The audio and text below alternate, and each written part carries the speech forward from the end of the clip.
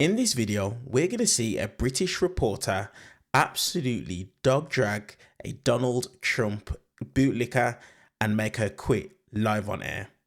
Let's get into it. I've got to turn now to, as promised, to Dr. Jan Halper-Hayes, former global vice president of Republicans overseas, as advisor to Donald Trump's 2017 transition team. Dr. Halper-Hayes, thank you so much for joining us this morning. Do you understand why so many in this country and in Europe more generally would have seen what happened in the Oval Office as an attempt to humiliate President Zelensky and be repulsed by it? Well, if they watched all 53 minutes, then I don't think they would have that feeling. If they saw clips of it, which of course will be clips of J.D. Vance and Trump being very angry with Zelensky, then of course they would come to that.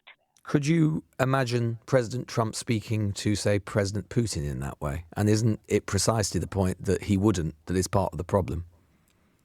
Well, if President Putin pushed him the way Zelensky pushed Trump, what did bet. Zelensky do? What did he do that was so egregious in your view? Well, one is that he started litigating the 2014. He said, I don't want a ceasefire. He said he wants peace repeatedly. He just doesn't want it on Russia's terms, which you'll understand because Russia invaded his country. But he said, I don't want a ceasefire. He made that comment to Trump. He said he doesn't want a ceasefire if he knows that Putin is just going to renege on it a couple of months later, which is fair enough, isn't it? Because he's done that repeatedly, you will accept. Exactly.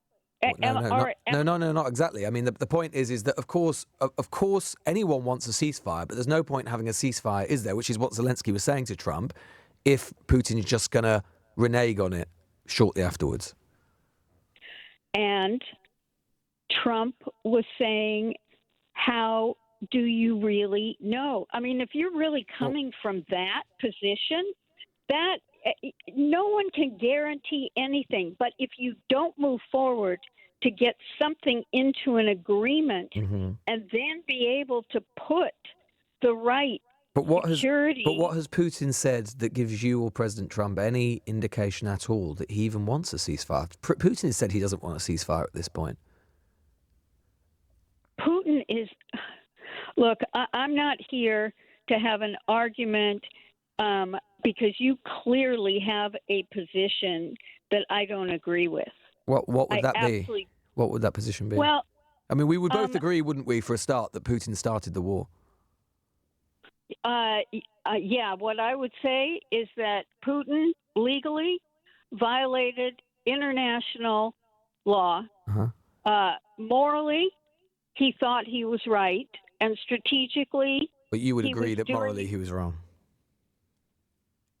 I know I would not agree morally is wrong. I would agree legally he was wrong. You would agree, you would not think that a man who literally, as we speak, still sends drone attacks to kill Ukrainian civilians is morally wrong?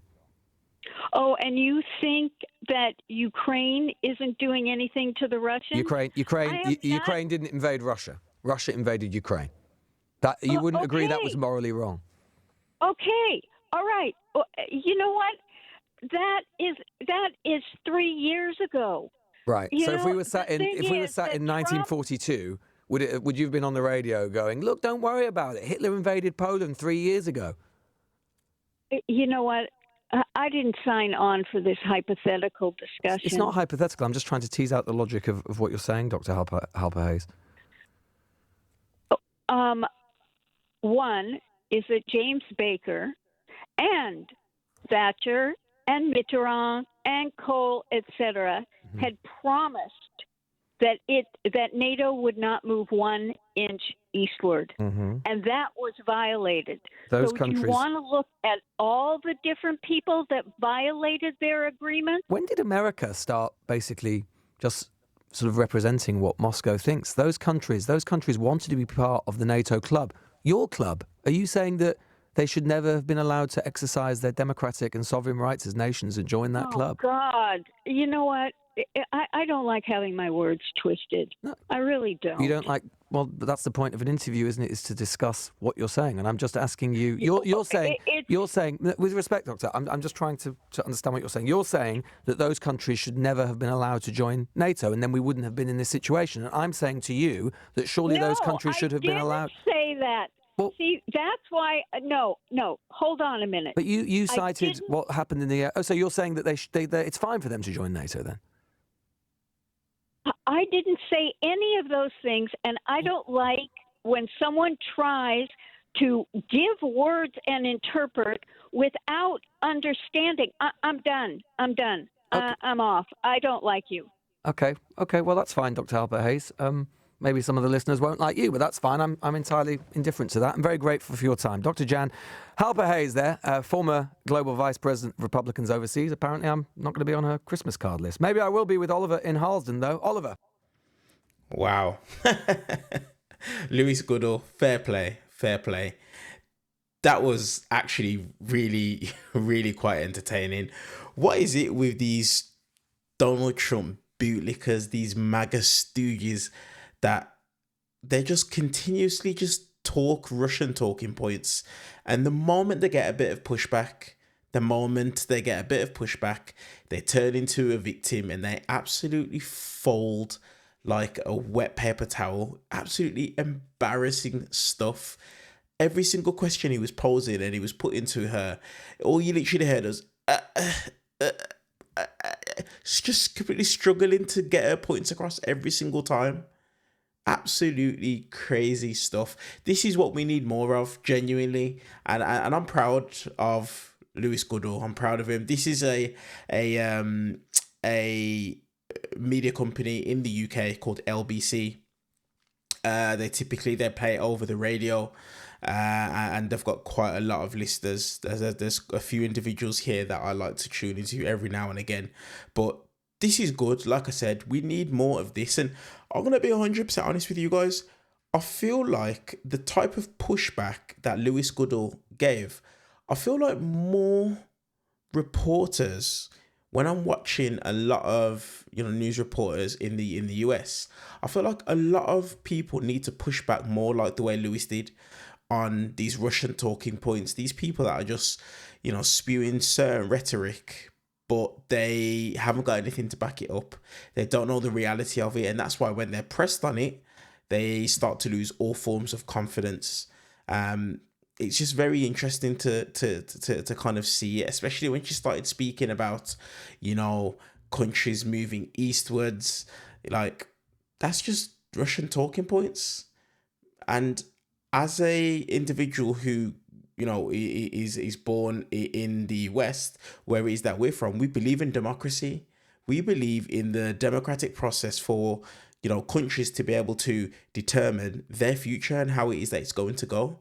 So it shouldn't be up to Russia, what it is that a country can and can't do. But I don't know. As we already know, and as we've already established, we're living in some very, very weird times right now. Very weird times where you will have people like this, individuals that have bent the knee to Donald Trump. They will go on radio shows like at LBC with someone like a Lewis Goodall, and they will try their best to be able to just, talk around certain talking points, but they don't like pushback. And the reason why they don't like pushback is because they've got so used to and got so comfortable being able to just say whatever it is that they want, especially on American airwaves, say whatever it is that they want, barely get any pushback. And if they do get any pushback, it's just the smallest amount possible. It's not really anything that's going to actually make people say, okay, like, I'm not going to lie, because I know if I go and speak to this reporter, if I speak to this individual, they're going to tear me a new one. Not enough reporters actually do that in the United States. And I think that's something that needs to happen a lot more. But guys, look, let me know your guys' thoughts in the comment section below this video. What do you think about this brutal interview from Lewis Goodall? literally made her quit live on air. I absolutely love it. Let me know your thoughts in the comment section below this video, and if this is the first time you've come across my channel and you're interested in hearing my point of view, my commentary on American politics from a guy who lives over the pond in the UK, go below and hit the subscribe button, and I'd love to have you as part of the community. If you took value from this video, like I said, go below, let me know your thoughts in the comment section below, and also hit the thumbs up and give the video a like, and I'll see you guys in the next one.